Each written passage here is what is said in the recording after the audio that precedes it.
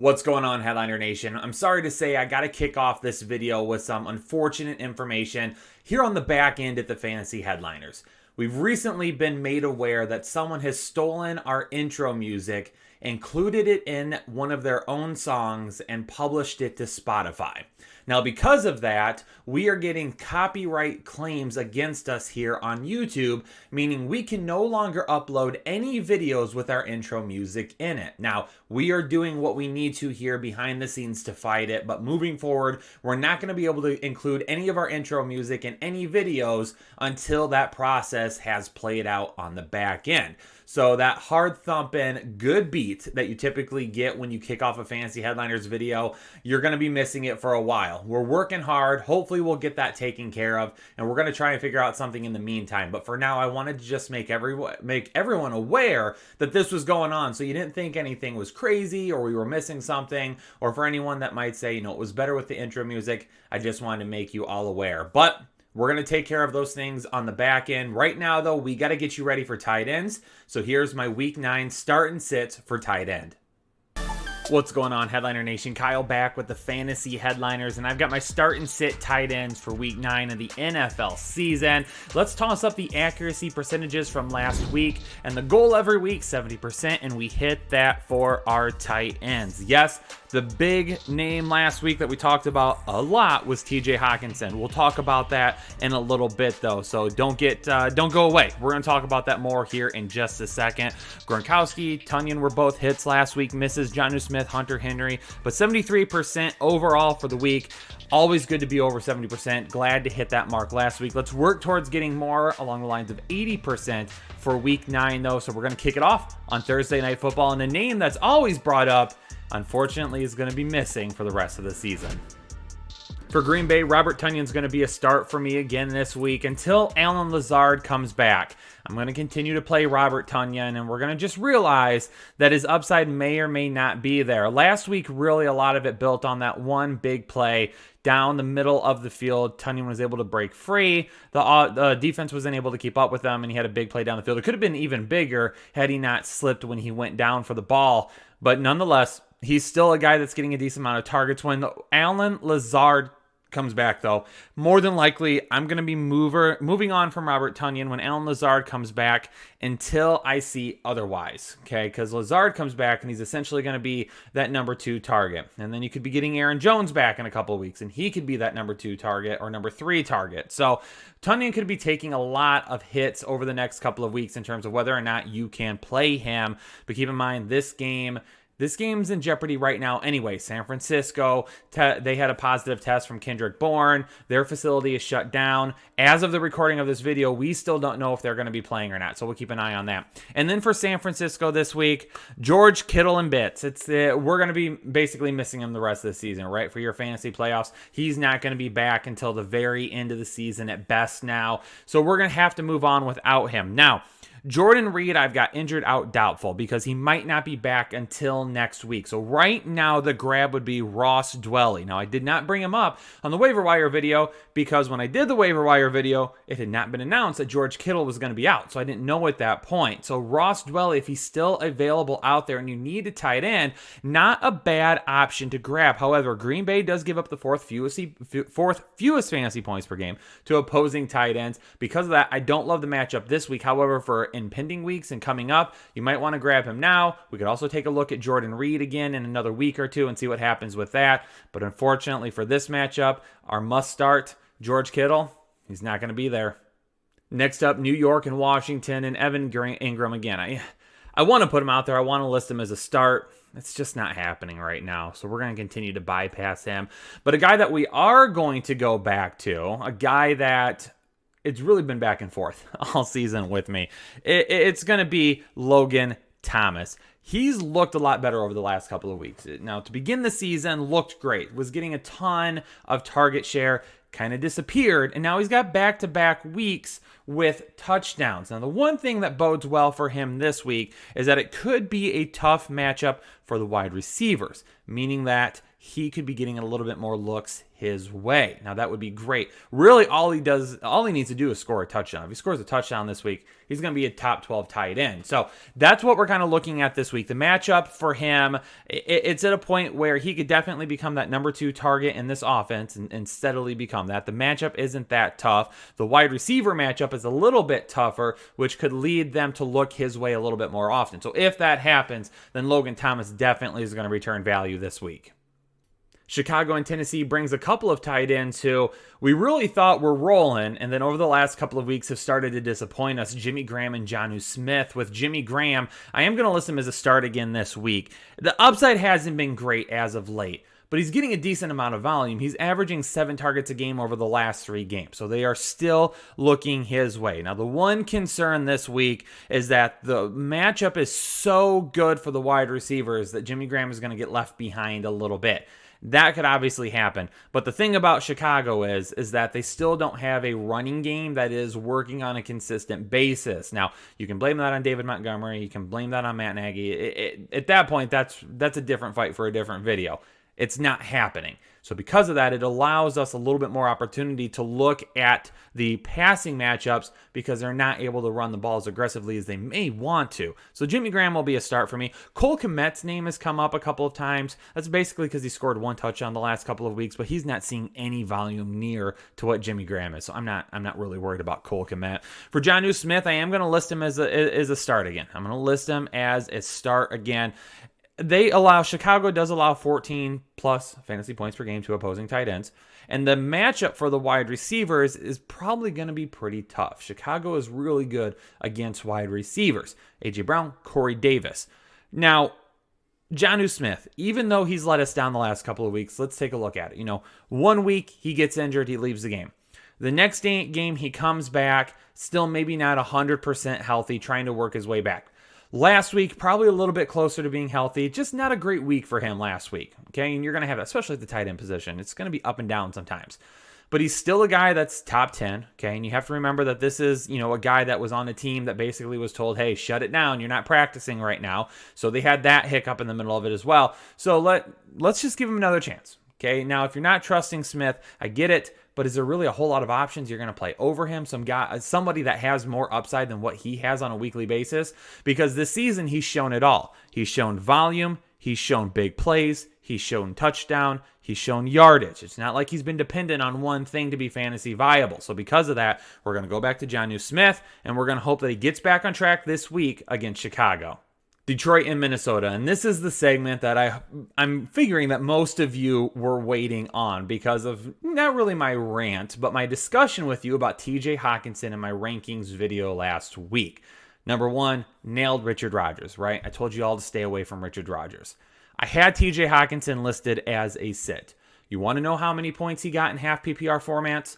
9.5. If your league doesn't count whole points, and they give you percentage points, I'm making up words now. If they give you those percentage points, then he got 10, okay? He was a miss for me last week. I'm owning that 100%, okay? But let me explain why he probably turned into a miss. And I'm not going to take that much time on this video, but I need you all to understand the process that goes into this, okay? TJ Hockenson was a sit last week for me because of it being a tough matchup, and because over the last several games, he hasn't been that good, okay? Kenny Golladay goes down with an injury at the end of the second quarter. TJ Hawkinson's volume came after that. Up until that play, up until Kenny Golladay left, TJ Hockenson had 3 targets and 2 catches. That was it, okay? He was not looking like he was going to help at all. Kenny Golladay goes out. TJ Hockenson ends up just barely becoming a start for you, okay? Why did that happen? It happened because Kenny Golladay went out. And let me tell you why. In the first 2 weeks that Kenny Golladay was out, he went 5-5, 56-1, TJ Hockenson, and then 4-4, 62, and no touchdowns. Okay? 2 good games to start. Kenny Golladay comes back, and then we've got another week where Kenny Golladay is still working his way into it. It was a tough matchup against Arizona because he had Patrick Peterson. He still performed well, but then TJ Hockenson, 7-4, and 53. Okay, so now that Kenny Golladay is back and fully healthy in weeks 4, 6, and 7, during that time, 4 targets, 2 catches, 19 yards, 5 targets, 2 catches, 17 yards, and 6 targets, 5 receptions, 59 yards. And don't forget that one Atlanta game, that 11-yard touchdown came on the last play that honestly should have never happened because Todd Gurley should have fallen down and not gotten into the end zone. Okay, and then last week he goes out and TJ Hockenson explodes. TJ Hockenson is tied to Kenny Golladay in terms of volume. If there's no Kenny Golladay, TJ Hockenson gets more volume. That's why he is a start for me this week, okay? And some of you that brought up, why do you hate TJ Hockenson? I don't hate TJ Hockenson. I never said he sucks last week. Some of you were like, oh, you said he sucks. I did. I said Richard Rodgers sucks. I never said TJ Hockenson sucks. The Lions suck. The Lions don't know how to utilize their personnel. It's why they spent a second-round pick on DeAndre Swift and then ended up signing Adrian Peterson and continued to give him touches. Okay? It's why they picked TJ Hockenson in the top 10 and haven't really done anything with him to make him an explosive weapon. It's why they drafted Kerryon Johnson in the second round and then turn around and sign running backs and then turn around and draft another one. The Lions are morons. That's my problem with them and TJ Hockenson. I don't have a problem with TJ Hockenson. He was my number 1 tight end in the draft. If he were basically anywhere else, I'd be enthusiastic about it. Great talent. The Lions are idiots. That was my problem, and that's why I had him as a sit in a tough matchup last week. He's obviously going to be a start this week. There's no Kenny Golladay, and the numbers show when Kenny Golladay is out, TJ Hockenson gets more volume. I'm glad we cleared that up, Headliner Nation. On the flip side for the Vikings, we're not starting any of their tight ends. Why? Because they don't utilize them. Why do they don't utilize them? I don't know. They're just as dumb as the Lions. Utilize Irv Smith Jr. Please, get him some targets. When you do that, Vikings, I'll stop yelling at you too. Carolina at Kansas City is pretty easy because if you're not starting Ian Thomas because none of you own him, and you're starting Travis Kelce if you do own him. Why? Because he's the best. Okay, that was a super quick analysis there. We'll take a little bit longer on this one, but when it's Travis Kelce, you don't have much to say other than start him. For this one, though, got to talk about it a little bit more because we've got Darren Fells, all right? And Darren Fells is getting Jacksonville this week, who gives up the 4th most fantasy points per game to opposing tight ends. But we don't know about Jordan Akins yet. He is back. He's practicing, but he's still questionable. He might not be able to go again this week. If he doesn't, then yeah, Darren Fells is a start for me. If Akins is out, Darren Fells is absolutely a start for me. If Akins plays, at that point, I'm not nearly as optimistic. So make sure you tune into the ranking show because that's where I'm really going to break down whether or not Jordan Akins is a guy that is going to hamper Darren Fells this week. For Jacksonville, Tyler Eifert does look like he's going to be back. He's been banged up, but it looks like he'll be back this week to help James O'Shaughnessy. And how will they help him? I don't know. Maybe not at all. I thought about this one a little bit more. Rookie Jake Luton will be starting for the Jacksonville Jaguars. And I thought about, because personally I was like, rookie starting, we're going to have some dump-off passes, maybe get the tight ends a little bit more involved. James O'Shaughnessy could help out at that point. Tyler Eifert in the red zone if they're able to get there. But again, at this point in the season, we're not risking too many opportunities on Tyler Eifert and James O'Shaughnessy, who haven't done anything this season. So if you're thinking about it, I'd much rather just go with Darren Fells, even if Jordan Akins plays. If you drafted Mark Andrews, he's giving you a headache because it's a little bit of a roller coaster with him. We're hoping for that touchdown each and every week, and that does not change against Indianapolis. And you might be saying, Kyle, you had Hockenson as a sit last week going up against Indianapolis, but you have Mark Andrews listed as a start this week. Well, here is the difference. Last week in my research, I really looked at Kenny Golladay and Marvin Jones being the number 1 and 2 targets, with the rest of it filtering off to TJ Hockenson or DeAndre Swift. There was basically no passing in the running game last week. They didn't utilize the running backs at all. Again, Kenny Golladay gets hurt, and then Marvin Jones, he scored 2 touchdowns. So I was on the ball there with that one. There's a difference here with Mark Andrews. Mark Andrews is the number 1 target. He's the guy. He's the one that they're looking at every single play. That is why I have him listed as a start, because he doesn't have 2 other guys, potentially 3, taking away that type of workload from him in the passing game. That's why I'm all right rolling with him this week. He will be much lower in my rankings, though, probably more around that 7-ish area. But again, with the injuries that we've had, with the buys that we have, you might not have any other choice. You're just going to have to play him, and you're going to have to deal with it. For Indianapolis, like I mentioned with their wide receivers in my wide receiver video, basically the same thing. They're all sits because right now the ball is getting spread out so much, it's hard to really pinpoint one person. Trey Burton was my guy a couple of weeks ago, nailed that. We're moving on for right now because Jack Doyle and Mo Alley Cox are both back and healthy and they're playing and they're really splitting a lot of those touches, targets, and everything in between, including snaps. It's making it hard to pin down any one of these guys on any given week. Seattle and Buffalo includes a whole lot of, yeah, they're on the field, but they're not getting enough work. I mean, Buffalo and Seattle both have multiple guys that they can use at the position. They both have guys that they're going in and out with. Each one every single week is getting a few targets here and there, but neither of them have any type of upside that you're going to want to be playing on a weekly basis.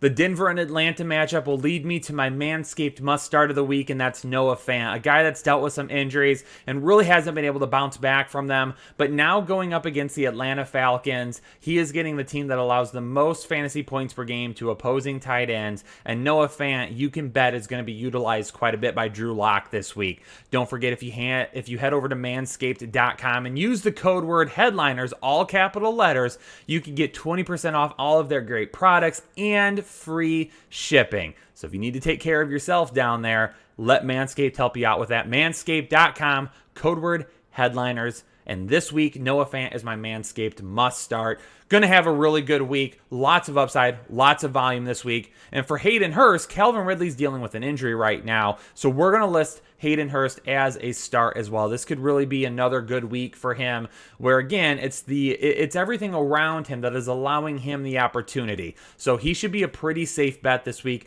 Maybe I don't love the ceiling this week, but he should see more than enough targets to get you right around 10 points. Darren Balls to the Waller, we know he's a start every single week because he sees more than enough volume. Nothing's changing this week against the Chargers. We're starting Darren Waller again. On the flip side, for Hunter Henry, I know he's a massive headache. And it's not really Hunter Henry that's the massive headache. It's everyone around him because he's just not getting the high plays. He's not getting the big plays. He's not getting the touchdowns. Those are the things that are not happening right now. And that's why he's becoming so frustrating. If he was getting more of that, big play percentage, if he was getting more of those down the field looks, if he was getting more of those touchdowns along with the volume he's currently getting, we feel a lot better. But I mean, his targets this year, 8, 8, 7, 4, 8, 7, 4. I mean, his yards haven't been that bad either. 73, 83, 50, 39, and then all of a sudden we take a big drop back, 23, 23, 33. Now, part of that is Mike Williams. Mike Williams being healthy has kind of hurt some of that with Hunter Henry and some of those yards per receptions he was seeing. His yards per reception have dropped from 14, 13, 10, and 19 to 5, 7, and 8. He only has one touchdown this season. If we can get him in the end zone a little bit more often, he's a start every single week. But the one thing I will say about Hunter Henry is I would still start him over a lot of waiver options. I would still start him over some other guys because I know every single week he's going to get around 6 to 8 targets. He only has 2 weeks this year where he has less than 7 targets. So they are still utilizing him quite a bit. And going up against Las Vegas, I will roll with him again this week. Worst case scenario, he's going to get you 5 or 6 points, and you won't take a 0 in that category. For the Steelers and the Cowboys, Eric Ebron seems like a good start for you this week. However, I've got the wide receivers going off. And if your 3 wide receivers go off, there's probably not a whole lot left for your tight end. Because if they get up big on the Cowboys early, you're going to see a lot of James Conner as well. So you have to factor in the run game with James Conner. You have to factor in the 3 wide receivers that I have listed as starts because they could ball out this week. After all that, is there enough left for Eric Ebron? No, there is not. Now, if for some reason the Dallas Cowboys keep this game close, yes. If for some reason that Deontay Johnson or Chase Claypool can be held in check, then yes. If for some reason Deontay Johnson gets hurt, then yes. But that's a lot of what ifs, or for some reason that we need Eric Ebron to hit. So I'm just going to stay away. Now that could change. As the week goes on, maybe there's something that comes up. So keep an eye on the rankings video. Right now, he's a sit for me, though. And Dalton Schultz on the other side for the Cowboys. I am going to go ahead and list Dalton Schultz as a start this week. He did have 8 targets last week, and he could really be that safety net because Garrett Gilbert or Cooper Rush will be the starting quarterback this week. I'm not expecting a lot of big plays down the field. I'm expecting a lot of short passes. I'm expecting a lot of high percentage passes. I'm expecting a lot of passes over the middle of the field, things of that nature. Dalton Schultz could be a pretty safe bet this week. For Miami and the Cardinals, yeah, he's frustrating as hell as well. But if you own Mike Gesicki, unless you have a much better, safer option, you're probably going to be starting him. You just know that you're going to get between like 1 and 20 points every single week from Mike Gesicki. So he's going to be a start again for me this week because, hopefully Tua's looking his way a little bit. Don't love the matchup for the wide receivers. Could be a little bit better for Mike Gesicki this week. If it does, it helps him out. But again, kind of what we saw maybe last week. A lot of struggles. If you watched Tua's tape last week, you could see the rust on him from all the time off. He's going to end up being fine, but Mike Gesicki could be a big part to him really getting back to his former self. So for Miami, Mike Gesicki definitely going to be a start for me. And for the Arizona Cardinals, it's the same thing. Max Williams back, which is good for the run game, but he's not like a pass catcher. And then Dan Arnold, he's a pass catcher, but he's not utilized. So again, if you like Dan Arnold, I'm sorry, he's not a thing. New Orleans, Tampa Bay, like the senior tight ends in the league. This is like the senior circuit for the tight ends. Jared Cook, Rob Gronkowski, both have been around a long time, and both will be starts this week. Gronkowski continues his resurgence, looking like the Tom Brady-Gronk connection that we used to see in New England is back. Another touchdown last week. He's going to be a start. And for Jared Cook, you got to start him because who in the heck else is going to have the ball thrown to them? We don't know about Michael Thomas or Emmanuel Sanders as of this recording. We don't know who's going to be healthy and all those things. So he's going to be another important target for Drew Brees this week. And another one that, yeah, maybe the upside isn't as high as we would like to see, but he's going to be really safe in this matchup. It's Monday Night Football, and if you're watching Monday Night Football for the tight end matchup, then I feel really bad for you because there's got to be something else that you could do that's better than that. You could wash the dishes. You could clean out the litter box. You could pull out one of your teeth. You could go, smash a car window with your forehead. One of those things. Those are all better than watching the tight ends in this matchup. Why is that? Because we don't care about any of them because none of them are utilized and none of them do anything for us. There you have it, Headliner Nation, my tight end start and sits for week 9 of the NFL season. If you appreciate the content, make sure you hit that like button before you get out of here. Leave a comment down below if you're wondering about any of the options that I listed and you got more questions. And as always, if you're new to the Fantasy Headliners, over 111,000 strong now, become a part of Headliner Nation by hitting that subscribe button. Thanks so much for tuning in, everybody. Stay safe, stay healthy. I'll catch you on the next episode of the Fantasy Headliners.